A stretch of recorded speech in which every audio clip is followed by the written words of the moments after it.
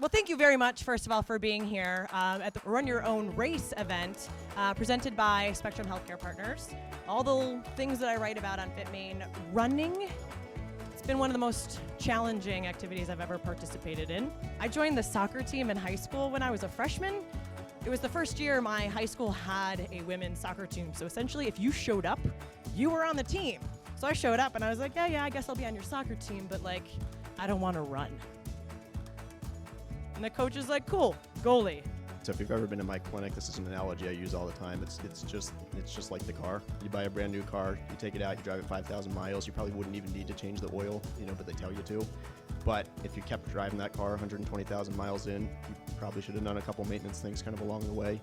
The maintenance is important, and I think that's where some of the strength and the flexibility and the mobility comes in. And you need those rest days. And so although it's tempting to look at a program that you print out online and want to follow it to the T, that can be to detriment. And most of those programs, you've got to say, this is just a guideline. This is something that would be ideal, but knowing that within the process of your training, you're going to have some days where you just can't do it. You don't feel right, your body's telling you no, and you have to listen, because if you don't, it just keeps creeping up on you.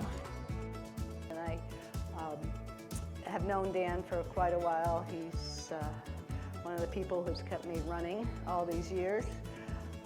But I need to preface my remark, and he was spot on about not changing my gait. And I look pretty pathetic up there, but that works for me, so why fix it, right?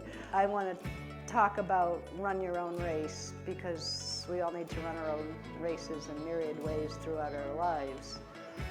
But I also need to preface this by do as I say and not as I do. I'll admit I'm an anomaly. I don't know how I've been able to run marathons for 40 plus years.